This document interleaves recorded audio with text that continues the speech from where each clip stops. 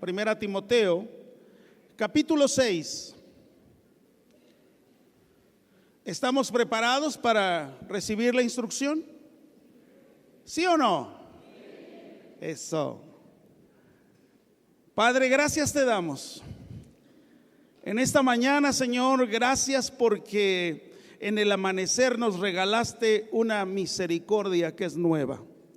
Gracias, Señor, porque podemos ver a través del amanecer tu fidelidad, tu amor, tu gracia y la oportunidad que tenemos por delante. Padre, si tu voluntad no hubiera sido darnos vida, simplemente no respiramos el amanecer, pero tú nos diste vida y estamos aquí.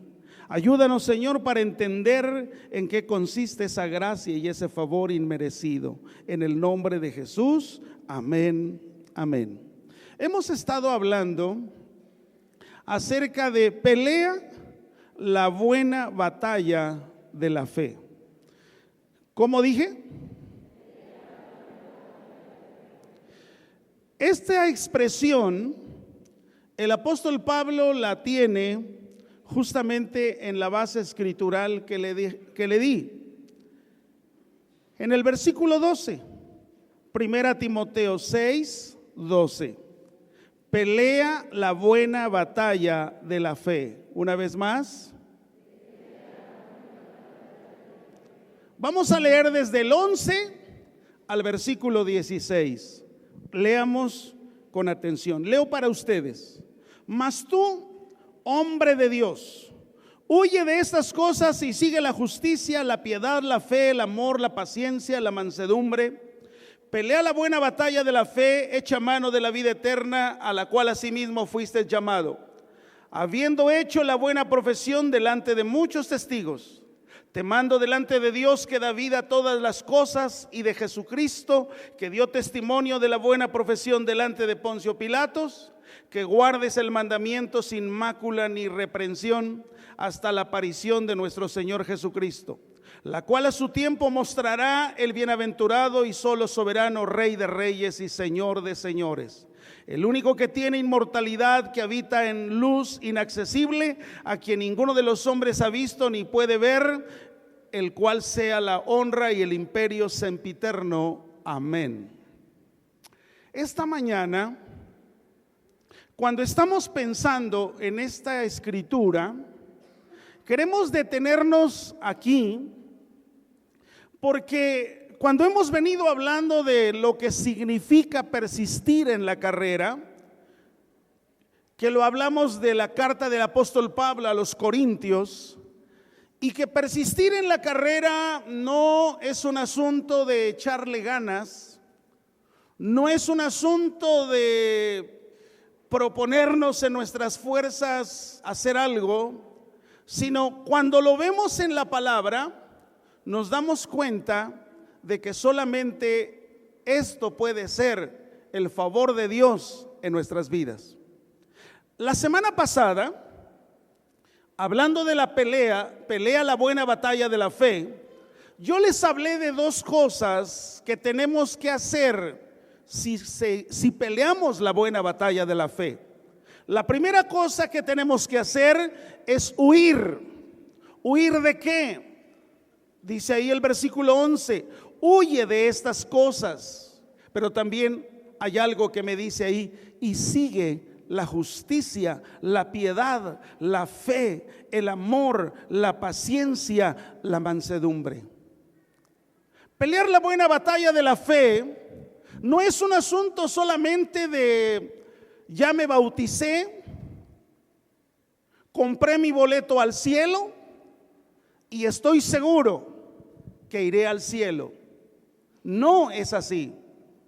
El bautismo, es cierto, es una de las señales públicas, visibles, cuando el hombre, la mujer decide seguir a Jesús. Sin embargo, la vida cristiana es un proceso. Diga conmigo, es un proceso. Una vez más. Entonces, si es un proceso, leíamos o veíamos la semana pasada de las cosas que teníamos que huir. Segundo, seguir. El día de hoy quiero centrarme en el versículo 12. Por favor, vamos ahí al versículo 12. Pelea. Uy. Esto entonces se necesita convicción y compromiso. Pelea. Es para valientes. ¿Y cómo es que yo recibo esa valentía? Cuando entiendo que el único que me dio destino es Cristo, que me dio esperanza es Jesucristo. Entonces, cuando yo veo la palabra pelea, está hablando de un ejercicio que tengo que ejecutar todos los días. Cuando la fe salvadora se manifestó en nuestras vidas, cuando creímos, cuando nacimos de nuevo, en ese momento nos constituimos en enemigos del diablo o de Satanás. Lo creas o no, te guste o no, es una batalla. ¿Por qué? Porque antes de eso, antes de haber nacido de nuevo, antes de haber creído en Él, todos nuestros miembros estaban al servicio de la esclavitud del pecado. Servíamos a la ley del pecado. Por eso Pablo dice en el libro a los Romanos: ya no des más tus miembros a ese ejercicio. Es decir, nuestros miembros ahora tienen dueño, cambiaron de dueño. Y si Cristo es nuestro Señor y Salvador, ¿para cuántos es Cristo su Señor y Salvador? Levante la mano. ¿Está seguro? Otra vez, ¿para cuántos Él es Señor y Salvador? Correcto. Entonces estoy hablando a un auditorio que entiende el antes y el después. Y el antes y el después empieza a ser notorio desde el primer momento. Cambia mi andar, cambia mis acciones. Empiezo a ver que antes lo que me traía comodidad en alguna práctica de pecado, ahora me siento incómodo. ¿Por qué? Porque todos los días, hermano, estás en una pelea. Ahora, aquí hay una pregunta que es muy importante. Si es una pelea, dice ahí, pelea la buena batalla. Quiere decir que hay malas batallas. La buena batalla específicamente es la batalla de la fe del evangelio. Persistir en la carrera es persistir en la carrera del evangelio. Y cuando hablo de esto, no estoy hablando de lo que hoy se ha hecho una moda, porque hoy hasta se ha hecho moda ser cristiano. No estoy hablando de una moda. No estoy hablando de algo que cualquiera puede decir, ya soy cristiano. ¿Sabes qué es lo que te hace que la gente vea que tú eres cristiano? Tu caminar, tus acciones, tus actitudes es lo que hace la diferencia. ¿Por qué? Porque la vida cristiana no es una religión, sino es un hecho, un acto de fe, un acto de misericordia. Estábamos lejos de la gracia y del favor de Dios. Éramos hombres muertos. Nuestro pecado y nuestra carne tenían un olor no soportable. Pero Dios en su gracia y en su misericordia nos extendió y nos dio una nueva manera de vivir. Amén. Ahora, si ya estoy en la guerra, si ya estoy en la batalla y me dice ahí, pelea, es lo primero que encuentro, la buena batalla. Necesito entonces distinguir cuáles son las malas batallas que no necesito pelear. La buena batalla es la de la fe. ¿Vale la pena? Sí. ¿Te desgastas? Mucho. ¿Entras de repente en temor? También. Pero hay una seguridad, hermanos. Quiero que veamos en una forma muy rápida, porque no me voy a detener mucho ahí, pero yo quiero que vea cuáles eran las reglas de una batalla o de una pelea. Quiero que vaya, por favor, a Deuteronomio, capítulo 20, versículo 1 al 9. Si estamos en una pelea, aquí hay una instrucción para cómo pelear, para cómo salir a la guerra. Fíjese lo que dice el versículo 1.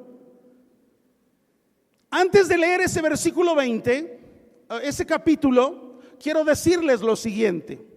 En ese momento Israel todavía está conquistando naciones.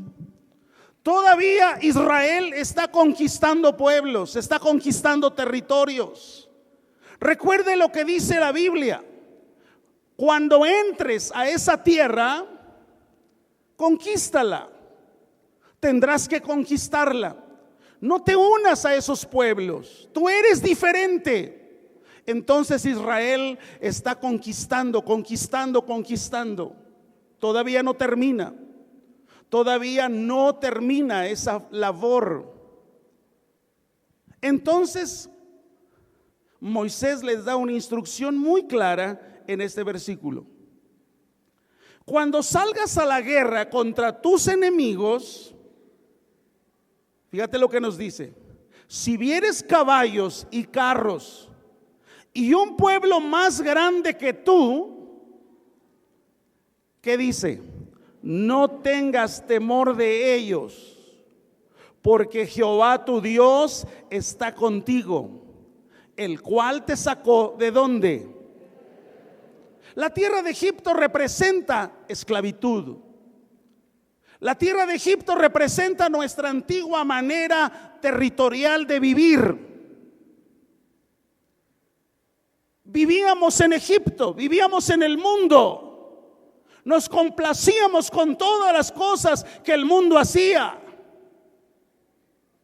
Pero un día, en el amor de Dios y la gracia de Dios, Él nos sacó del mundo. Ahora, si Él me dice, pelea la buena batalla de la fe, lo primero entonces que tengo que entender, que si yo veo más grande el pueblo, que si yo veo más caballos, más carros y un pueblo más grande, dice: no temas, no tengas temor de ellos, dice el versículo 1. No tengas temor de ellos, porque Jehová tu Dios está contigo, el cual te sacó de tierra de Egipto. No es en tus fuerzas, no es en tus recursos. Esta pelea es Dios en nosotros. Antes no teníamos la capacidad de determinar. Hoy tenemos la capacidad de determinar no contaminarse con la comida del mundo, con lo que ofrece el pecado. Hoy tengo la capacidad, pero no en mis fuerzas, no por mí, sino hay un ayudador, el Espíritu Santo, haciendo su obra salvadora y haciendo su obra regeneradora y haciendo su obra santificadora en mí. Me da la capacidad para entender que no estoy solo en esta pelea. Yo no sé cuál sea tu pelea. Quizás estás luchando con pecados que ni siquiera son dignos de publicarse, pero es algo que te está atormentando todos los días y que quizás más de una vez has dicho: es la última vez, no lo volveré a hacer, y lo vuelves a practicar. O quizás muchas veces te has acostumbrado a un estilo de vida, a un estilo de hacer las cosas, que no te das cuenta que lo que practicas es pecado. Será necesario decirle: Espíritu Santo, ayúdame. Ayúdame porque soy torpe. Ayúdame, escudriña mis pensamientos, escudriña mi corazón, de tal manera, Padre, que si hay algo en mí que no está siendo digno de ti, Señor, pueda enfrentarlo. El miércoles pasado, la verdad, el mensaje a mí me confrontó, porque me dijo dos cosas: nada hagáis con murmuración y en contienda. Pero no solo fue eso. Lo que el Espíritu Santo hablaba y me decía: cuando aún murmuras, estás murmurando delante de Dios. Es el primero que te oye. Y entonces uno empieza a revisar: Dios, ayúdame. Que mi palabra, cuando la hable, esté sazonada con sal, para que sea para edificación de los oyentes. No estoy diseñado para maldecir. No fuiste diseñado para vivir bajo maldición. Tú ahora en Cristo te da la capacidad, pero siempre y cuando entiendas que la batalla no es tuya, no es algo que tú puedas vencer. Si viene el temor, dice aquí: porque Jehová tu Dios está contigo, el cual te sacó de tierra de Egipto. Versículo 2 de Deuteronomio 20.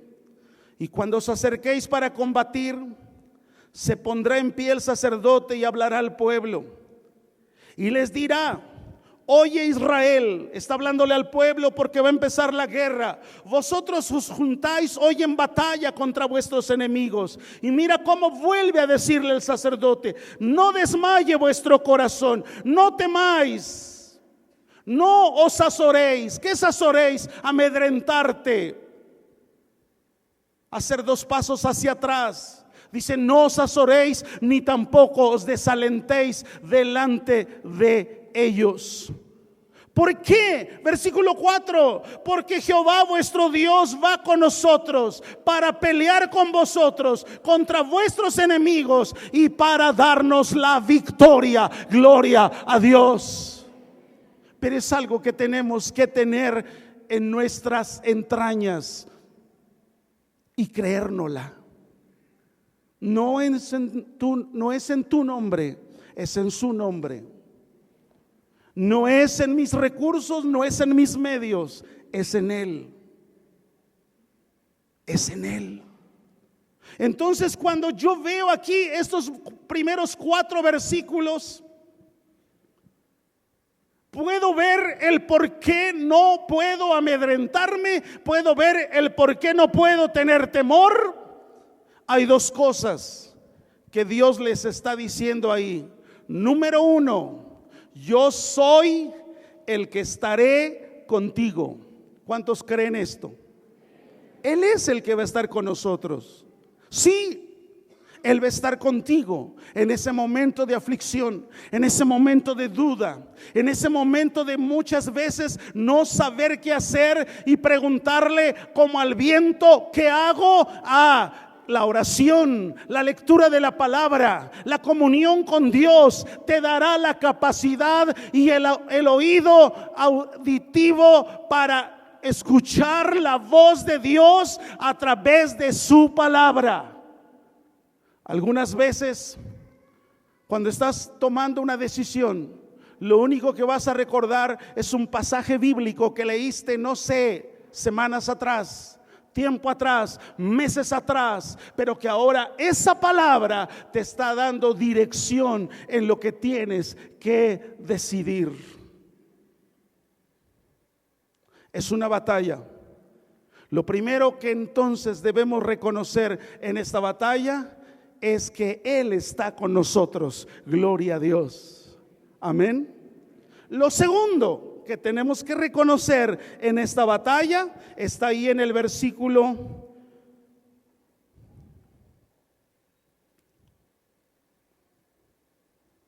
en el mismo versículo 1, el cual te sacó de tierra de Egipto.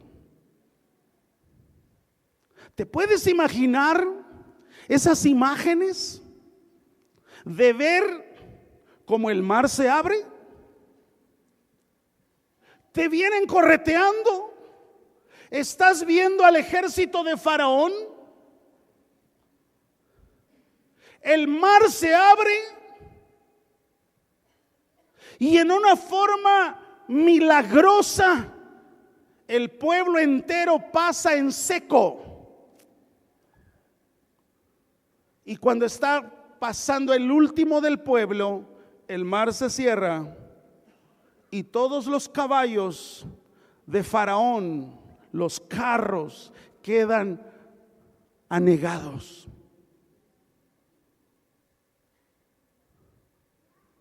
No solo eso, en el desierto Dios les había dado maná.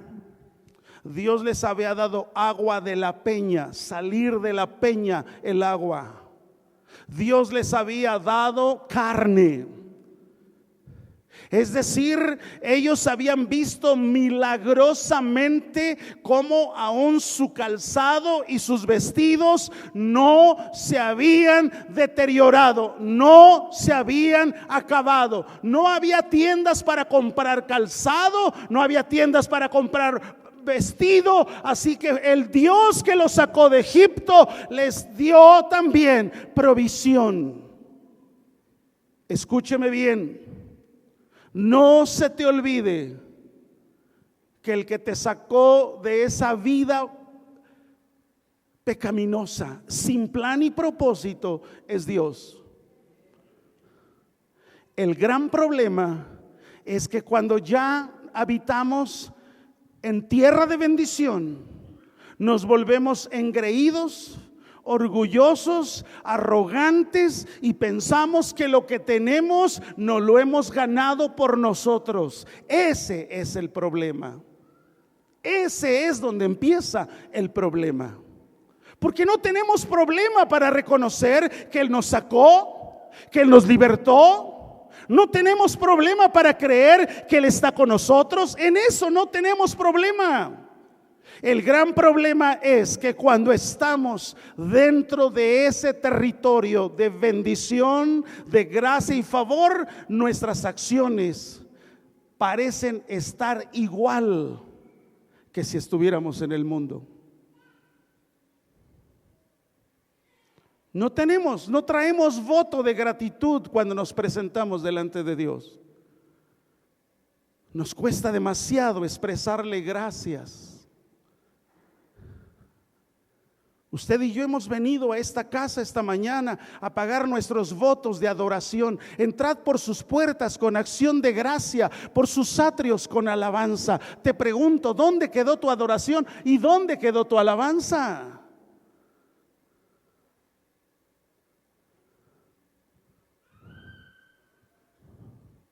Necesitamos vivir todos los días con el pasaporte de la eternidad en la mano.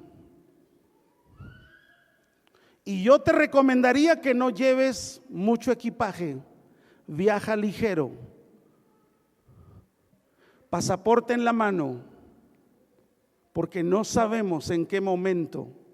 Si tú y yo somos peregrinos y extranjeros y reconocemos eso, entonces yo no soy ciudadano de este mundo. Tengo la ciudadanía mexicana. Me rige la Constitución mexicana. Me rijo si me ciño a las autoridades de esta República Mexicana. pero tengo que tener claro que mi ciudadanía eterna no está aquí, sino está en los cielos. Así que mi pasaporte tiene que estar visado al día, al día, al día. En los años 90, la plaga que manifestó una terrible, ¿qué le digo?, catástrofe a nivel mundial fue el SIDA. Sorprendió al mundo y vimos cómo millones y millones y millones de personas fueron infectados por el SIDA. Quiero decirles que en este tercer milenio la plaga no tiene que ver con el SIDA, sino tiene que ver con enfermedades degenerativas y tiene que ver aún con situaciones de infartos fulminantes. Hombres de 40, de 50, de no sé cuánto, están pasando a la eternidad simplemente de un momento a otro. Por eso, iglesia, ten el pasaporte en la mano, que tenga la visa. Dios, yo quiero estar listo. Pero si estás haciendo planes, porque hay que hacerlos, hermanos. Sí hay que hacer los planes, pero que sean planes que glorifiquen a Dios, que honren a Dios, que el reino de Dios se extienda, que el reino de Dios crezca, que la palabra de Dios sea predicada. Pero si mis planes no tienen que ver con eso, entonces me estoy acomodando pensando en que viviré demasiados años en esta tierra. Pablo le dijo algo a Timoteo: pelea la buena batalla de la fe. Y pelear la buena batalla de la fe, mira la estrategia para pelear la batalla. Si es una batalla, ¿dónde está la estrategia? Aquí está. Está en el versículo 12. Pelea la buena batalla de la fe. Y aquí está la estrategia: echa mano de la vida eterna. ¿Qué es ese echa mano de la vida eterna? No está hablando de conviértete a Cristo, no, está hablando de que ya eres un converso. Está hablando de que ya eres un creyente. Está hablando de que ya naciste de nuevo. Así que si esa es tu nomenclatura o ese es el código que te registra tu vida, entonces a ti y a mí el Señor nos dice: echa mano de la vida eterna. La vida eterna, hermanos, no es hasta después de la muerte. No. La vida eterna empieza desde el momento en que naciste de nuevo. Desde ese momento tienes vida eterna. Desde ese momento tu caminar, tu respirar, tus acciones son distintas. Dice Juan 3:16, el corazón de la Biblia: porque de tal manera amó Dios al mundo. ¿Qué más dice? Que dio a su Hijo unigénito. ¿Para qué? Para que todo aquel que cree no se pierda, más tenga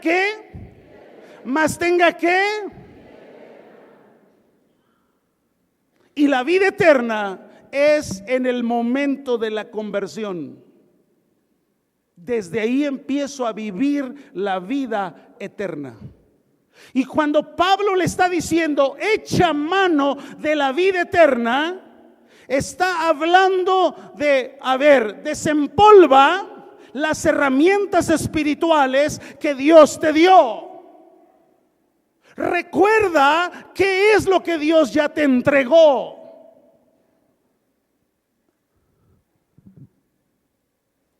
El mismo Juan, pero en la primera carta, primera de Juan 5:12,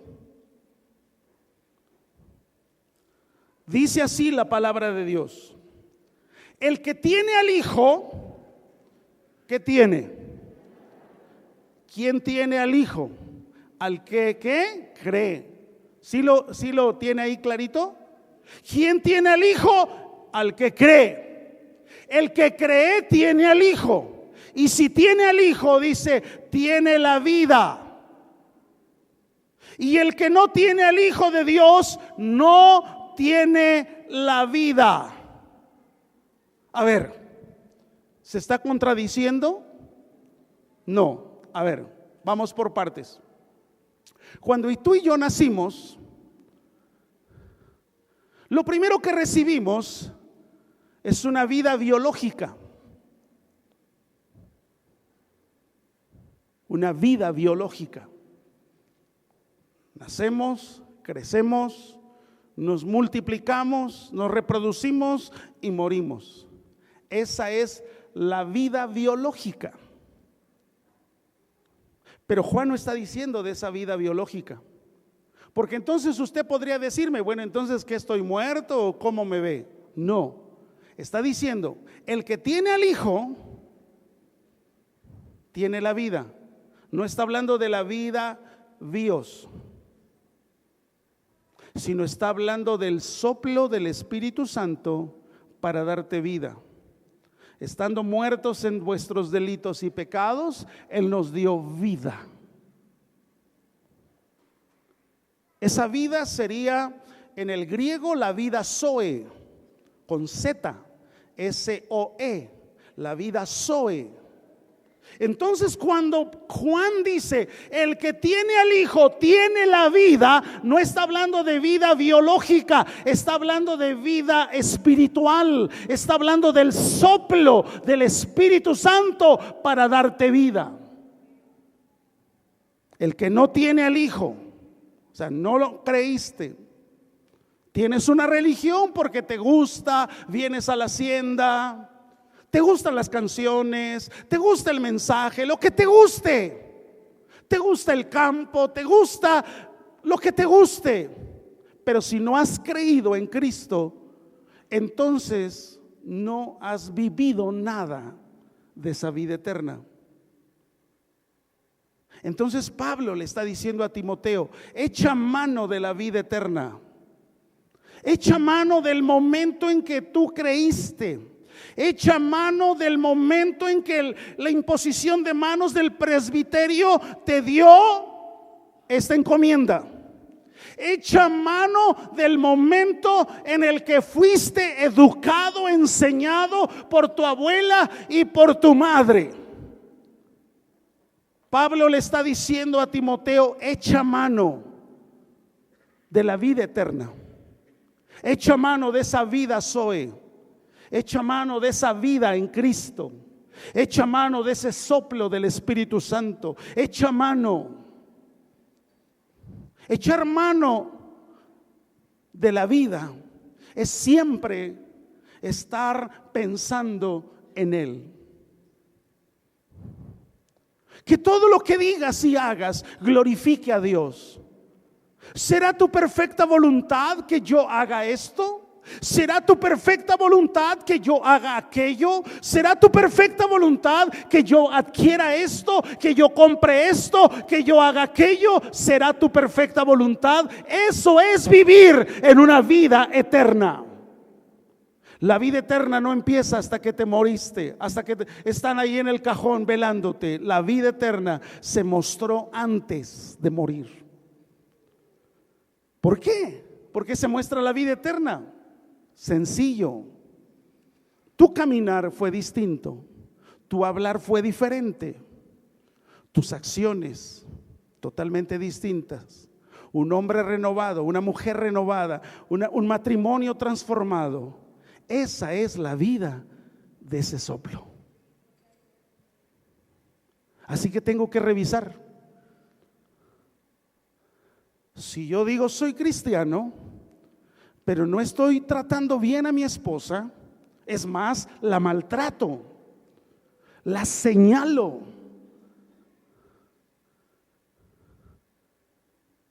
¿De qué vida está hablando a mí?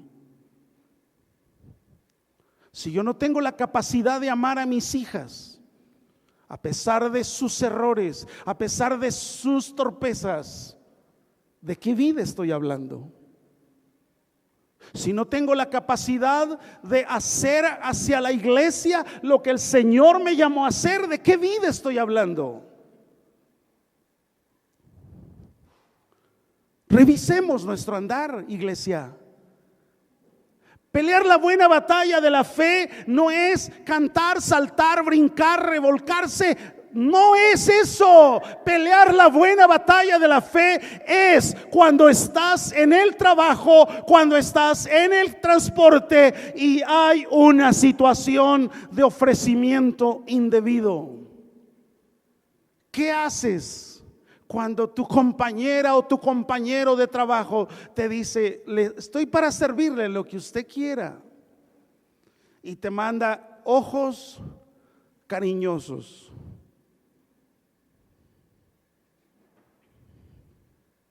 ¿Cómo reaccionas?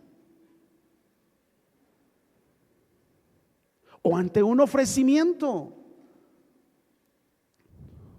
o ante el entregar gastos, cuentas. Amados, es interesante cuando Pablo le dice a Timoteo: echa mano de la vida eterna. Le está hablando de esa necesidad y de esa urgencia. El que no tiene al Hijo no tiene la vida. No tiene la vida. Podemos tener una religión, pero no conocemos a Jesús. Porque conocer a Jesús es avergonzarnos aún de lo que decimos y hacemos, sino de glorifica a Dios. Es sentir dolor cuando aún en la misma mesa estás oyendo cómo critican a alguien. Es sentir dolor, no de la persona, sino del cuerpo de Cristo. Eso es caminar de diferente manera. Eso es algo que está pasando en tu vida y que no viene de ningún lado, sino es el Espíritu Santo operando en tu vida. Yo sé que muchos no tienen esa práctica cotidiana de leer la Biblia, de tener un tiempo muy bueno de oración. Y por eso pensamos que llegar el día domingo es conectarme así con mi wifi espiritual, y pues yo le digo a Dios: Dios, pues aquí vengo, pero pues dame lo que necesito. No, amados, no es así. Renuncia a esa vana manera de vivir tan religiosa. Renuncia. Tu vida me da pereza, me da pereza. Porque aquel que vive en Cristo, la vida en Él es diferente, su andar es diferente.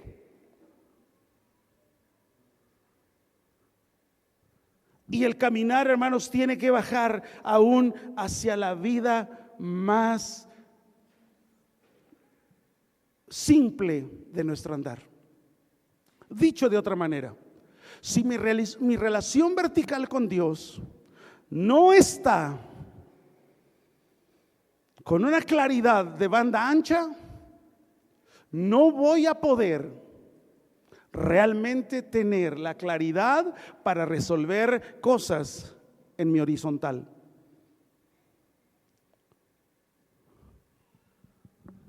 Y de esto se ha hablado.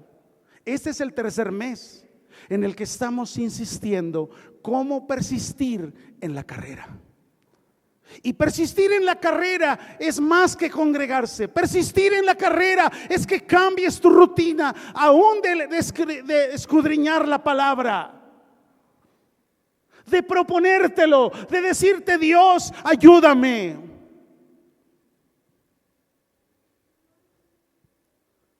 Si has estado leyendo el Salmo 119 y lo único que has hecho es quizás avanzar hasta el versículo 30, porque de ahí no pasas, porque no te queda claro, y porque ahí hay cuando menos 3, 4 veces que ya te dijo el Señor: enséñame, instrúyeme.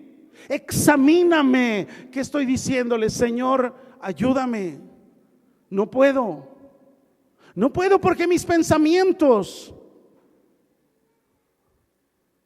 Entonces Pablo le dice a Timoteo, echa mano de la vida eterna.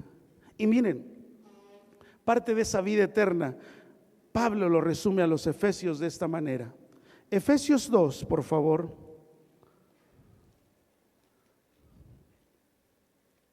Efesios 2, versículo 1 al 5. Dice ahí: y Él os dio vida a vosotros. No es vida biológica, es vida espiritual. Cuando estabais muertos en vuestros delitos y pecados, en los cuales anduviste en otro tiempo, siguiendo la corriente de este mundo, conforme al príncipe de la potestad del aire, el espíritu que ahora opera en los hijos de desobediencia, entre los cuales también todos nosotros vivimos, fíjate, en otro tiempo. Está hablando de un pasado. En otro tiempo, en los deseos de vuestra carne, haciendo la voluntad de la carne y de los pensamientos, y éramos por naturaleza hijos de ira, lo mismo que los demás.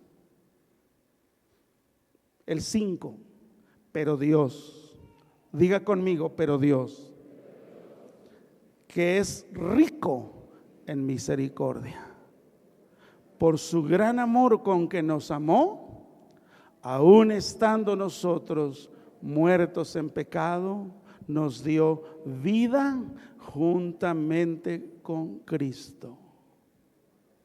Por gracia sois ¿qué? Es un regalo de Dios. No teníamos esperanza, no había destino. Estábamos confundidos. Éramos como animales. Actuábamos por simplemente instinto.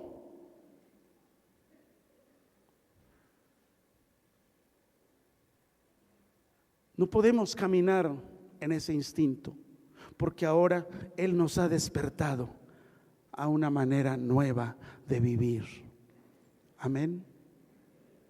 Lo segundo, hablando de estrategia, estamos hablando de una estrategia. ¿Cuál es la estrategia de esta batalla? Número 1, una práctica continua de la vida espiritual que ya tenemos. Si usted va anotando, ¿cuál es la estrategia? Una práctica continua de la vida espiritual que ya tenemos. ¿En dónde me basé? En lo que dice el versículo 12, echa mano de la vida eterna. Pero en el mismo versículo 12 me dice algo más, que también es una estrategia. Habiendo hecho la buena profesión delante de muchos testigos. Un día, Jesús estando delante de Poncio Pilato se atrevió a decirle esto: a ver, Jesús, defiéndete. Mira a todos los que están hablando contra ti. Defiéndete. Defiéndete. ¿Sabes que yo tengo la autoridad para soltarte, pero también de mandarte a que te condenen? Jesús le dijo algo: ninguna potestad te es dada sobre mí si no te es dada por mi Padre. ¿Qué está diciendo Jesús ahí delante de toda esa nube de testigos? Yo no soy de este mundo. Ni siquiera tú teniendo toda la autoridad del imperio romano, ni siquiera tú tienes la autoridad para condenarme. Entonces Pablo le está diciendo a Timoteo: a ver, además de que recuerdes y echa mano de la vida eterna, quiero que recuerdes otro hecho. habiendo hecho la buena profesión delante de muchos testigos. Algunos comentaristas, escúcheme bien, dicen que este comentario de delante de muchos testigos se refiere al día que nos bautizamos. Sin embargo, ok, démoslo por hecho. El día que nos bautizamos hubo una nube de testigos. Así que el cielo y la tierra atestiguaron, pero también la iglesia, una nube de testigos. Ahora, ¿qué hice con ese acontecimiento del bautizo? ¿Simplemente fue un acontecimiento? ¿Lo vi como, ya lo logré? No, no lo hemos logrado. El conocer a Jesús me llevó a la decisión del bautismo en agua, de decirle públicamente a Jesús: te seguiré, viviré para ti. Y ese hecho no tiene vigencia. Hiciste una profesión pública, pero no solamente te puedes quedar de esa manera ahí, sino que realmente para Timoteo era muy visible su adelanto, su crecimiento en la vida cristiana. Después de ser un hombre tímido, retraído, después de ser un hombre por su misma formación familiar, quizás que no terminaba proyectos, cambiante, pero su progreso espiritual de Timoteo era visible.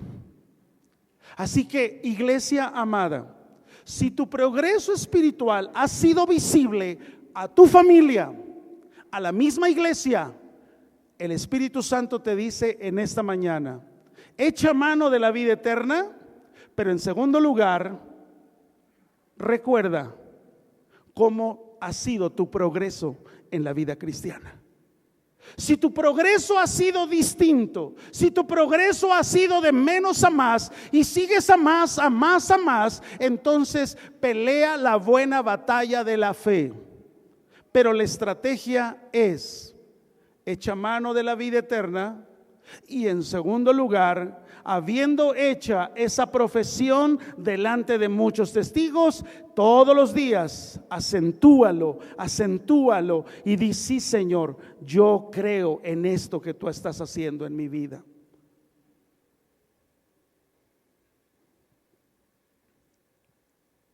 Sé que muchas veces la diferencia en el que vamos a pensar dos personas, un creyente y un no creyente, no se ve la diferencia cuando ambos prosperan, porque ambos tienen dinero, ambos tienen posibilidad, ambos tienen su propio recurso, ambos generan su propia riqueza.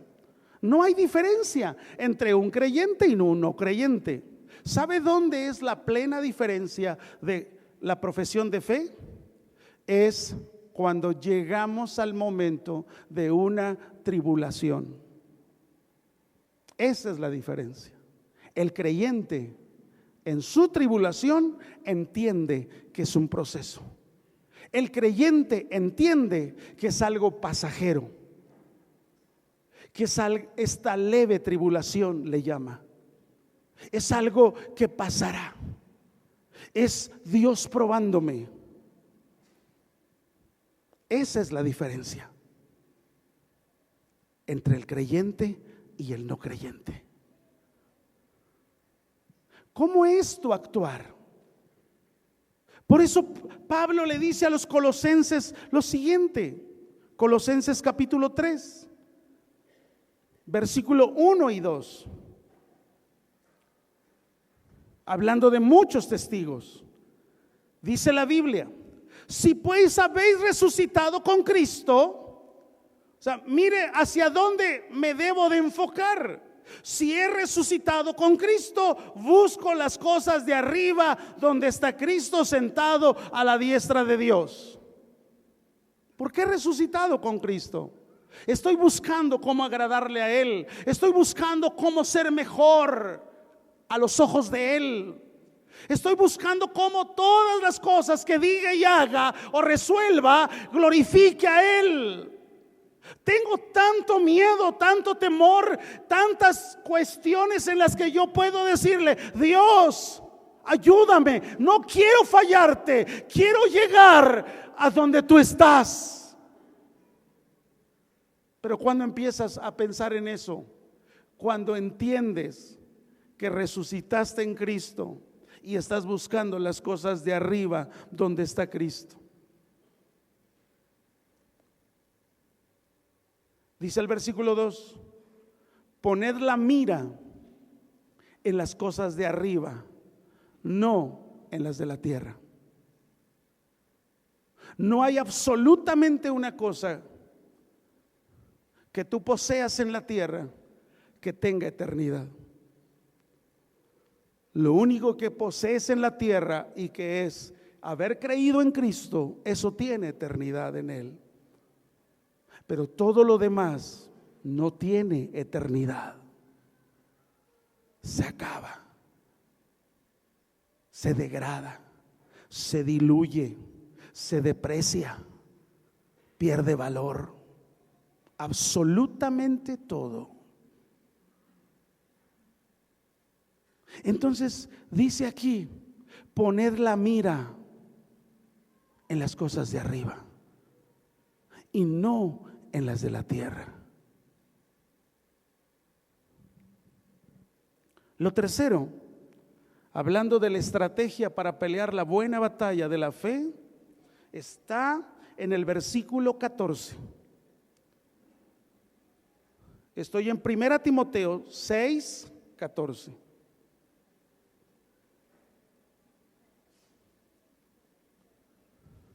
Que guardes el mandamiento sin mácula ni reprensión.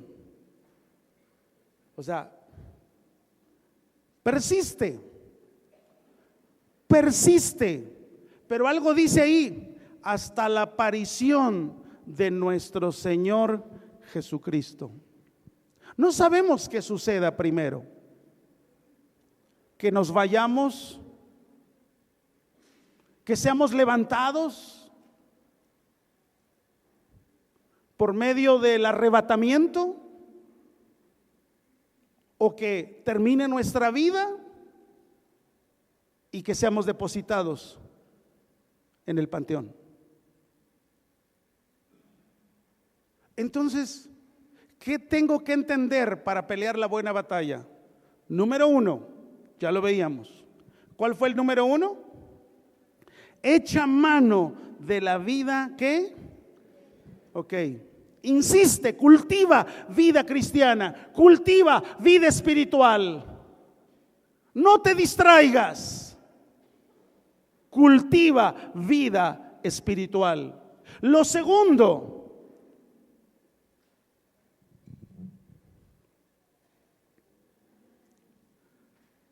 habiendo hecho la buena profesión delante de muchos testigos. Está hablando de que nuestro testimonio habla para bien o habla para mal. Y eso que es cristiano. Hace muchos años, hermanos, cuando un patrón o un hombre encargado de recursos humanos decía en su papeleta de admisión o de solicitud: religión que profesa, soy cristiano. Ese era un peso increíble. Era un peso increíble. Han pasado los años, las décadas, y cuando alguien dice soy cristiano, ponlo bajo la lupa. Porque entonces ahora hay que verlo en sus frutos.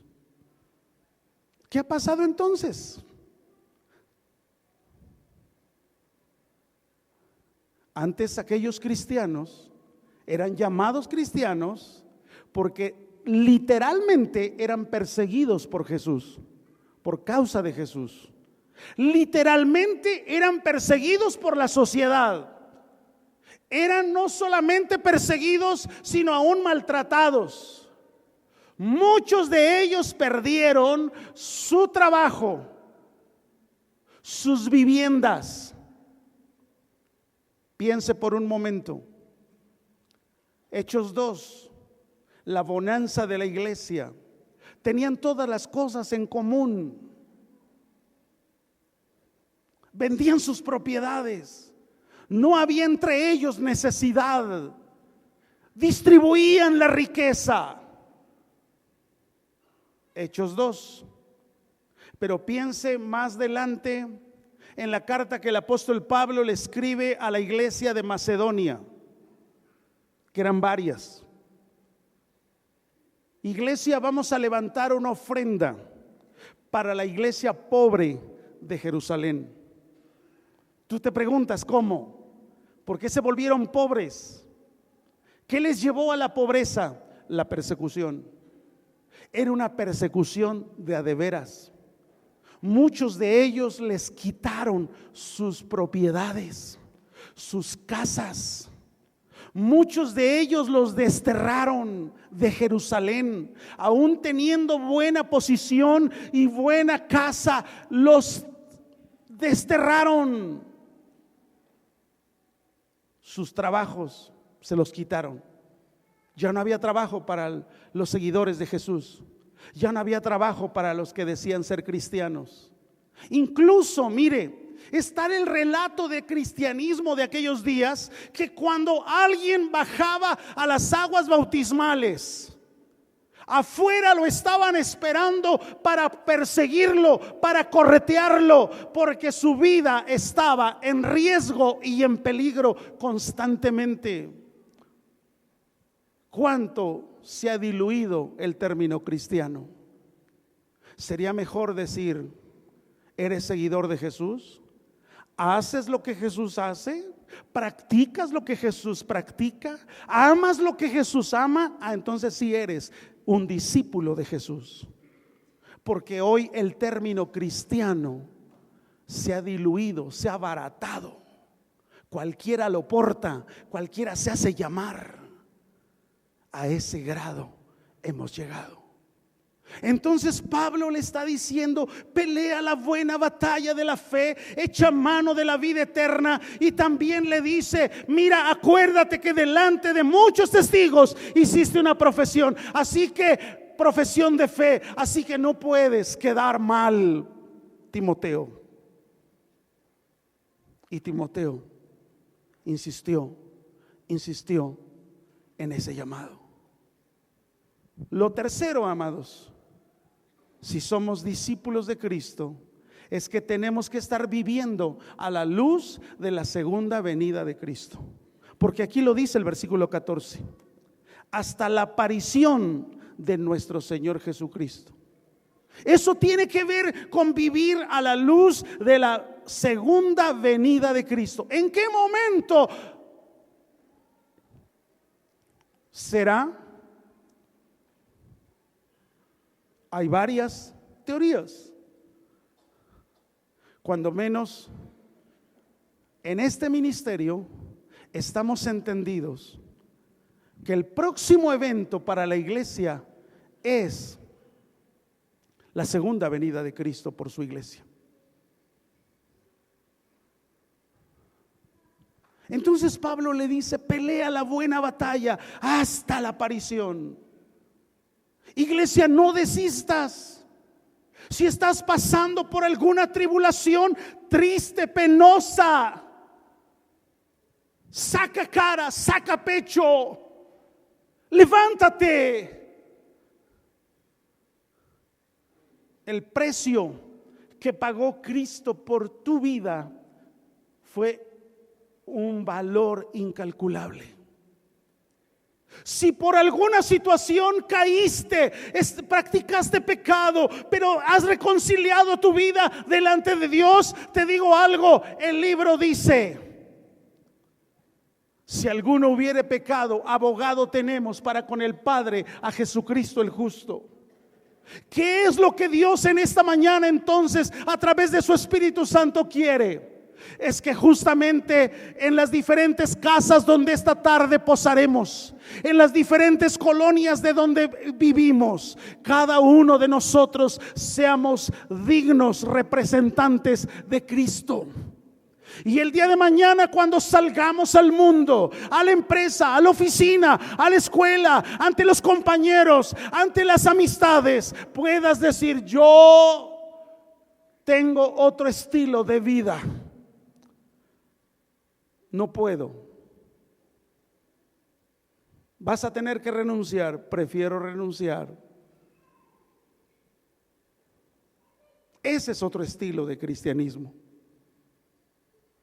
Pero si dentro de tus compañeros de trabajo te comportas igual, es cierto, no hablas como ellos, no hablas leperadas, pero te ríes de sus chistes, te ríes de lo que ellos mismos disfrutan. ¿Sabes a qué Jesús representas?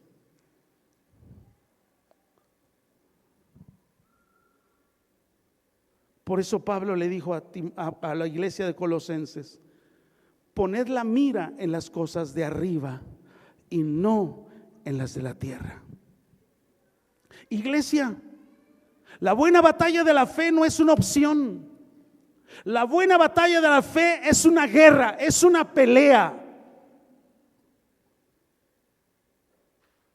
Tu primer pelea es contigo mismo. Tenemos 3 enemigos naturales reflejados en la Biblia: tú mismo, el mundo, que es un sistema del anticristo. Todo está ya plagado, infectado con el sistema del anticristo. Ese es el mundo.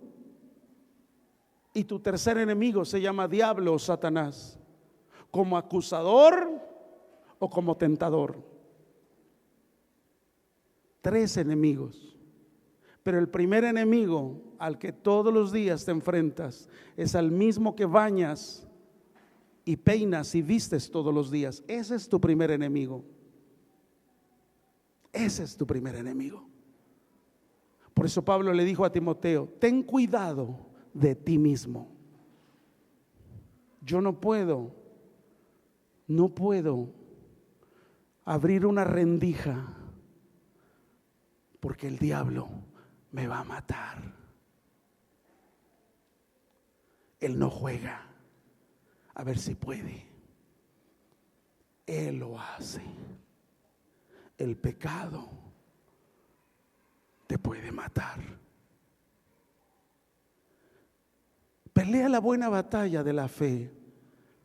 No es tu batalla solo, es con Cristo, es en Cristo.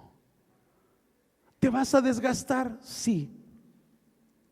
Si la buena batalla de la fe, el término en griego es agonizante. Ese es el significado, agonizante. La buena batalla está hablando de una palabra griega que es vivir en agonía, a punto de morirte. No te vas a morir, resiste. Para eso Dios nos ha dado los medios de gracia y de favor, ya sea la oración, ya sea la palabra, ya sea que te congregues, ya sea el que aún participes de la mesa del Señor, ya sea de tantas cosas que vemos a través del ayuno. Vamos a ser pasados por muchas dificultades, pero no vamos a huir, vamos a enfrentarlas en el nombre del Señor. Hermanos, la disciplina en la vida cristiana es cultivable. Por eso la vez pasada yo le decía: tome esas listas. La lista, por ejemplo, de Gálatas 5. Las obras de la carne son manifiestas. O sea, las obras de la carne se ven, son visibles, son audibles. Escríbelas y di: a ver, de esto, ¿qué soy yo? Y de lo que te falte, dile: Dios, ayúdame. No quiero ser reprobado. Asegúrate que tienes tu pasaporte en la mano. Porque hoy podemos estar en este auditorio lleno, pero es posible que algunos de nosotros el próximo domingo ya no llegue, porque algo pasó, porque la delincuencia lo agredió, no le dio tiempo llegar al hospital. No trato de infundirte temor, no trato de que salgas: ay, de veras, sí me da miedo. No trato de eso. Lo que estoy tratando de decir es: no tengas temor, solo ten tu pasaporte visado en la mano. Y si tu visa dice el cielo, no importa lo que esté viviendo o lo que esté pasando. Estoy pasando por alguna tribulación en mi cuerpo, no importa, Dios, tú sabes por qué y tú sabes para qué. Ni siquiera te voy a pedir: sáname. Si te he servido, si he estado aquí por tantos años, Dios, ni siquiera eso te voy a decir.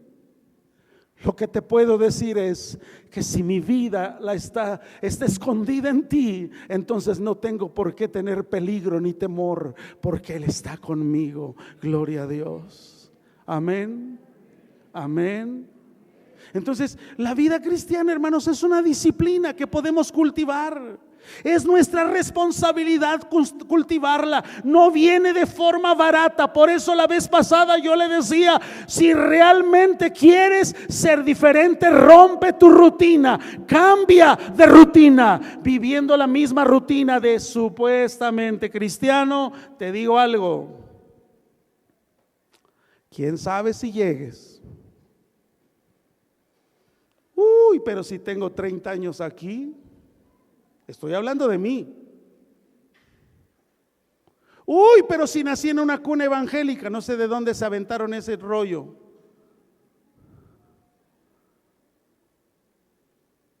Uy, pero si mi papá fue pastor. Estoy hablando de mí. Sigo hablando de mí.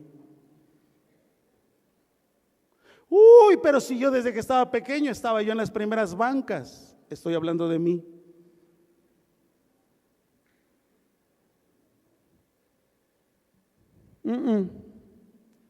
No es así, iglesia. Así que revísate tus vestidos. Si tu vestido tiene arrugas, si tu vestido tiene manchas, entonces